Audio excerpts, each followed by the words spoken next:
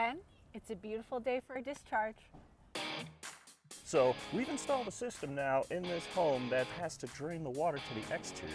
We're going to install a pipe that allows the water to drain into the yard. One of the most important things is to get that pipe nice and far away from the house, at least 20 feet. That way, all the water that gets pumped out from the system on the interior is nice and far away from the home and doesn't just come right back in. You gotta get that water out of there.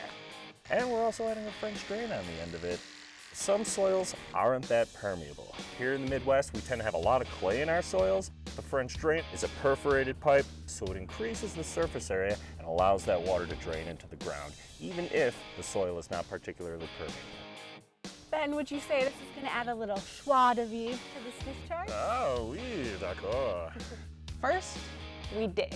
Everything is graded downhill so that everything runs to the end of the line.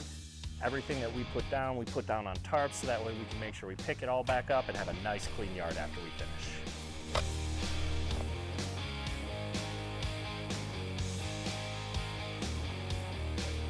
So the first thing we do is we core a 2-inch hole through the wall, and that allows for the 1.5-inch PVC to pass through. We connect that to a freeze guard.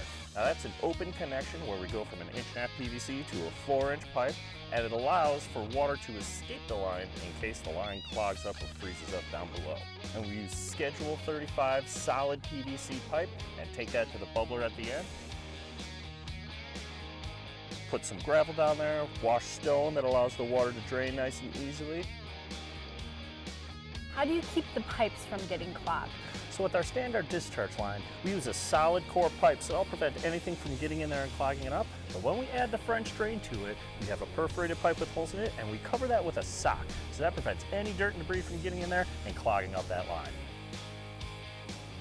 Looks like they got it all set. Yeah, all we gotta do now is backfill and get the sod back down.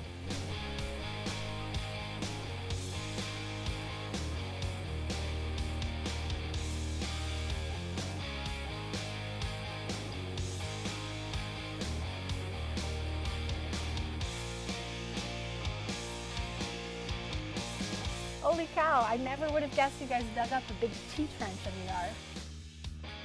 Now the next time there's a storm, the only thing they have to be afraid of is thunder. Oh yeah, no more water in the basement.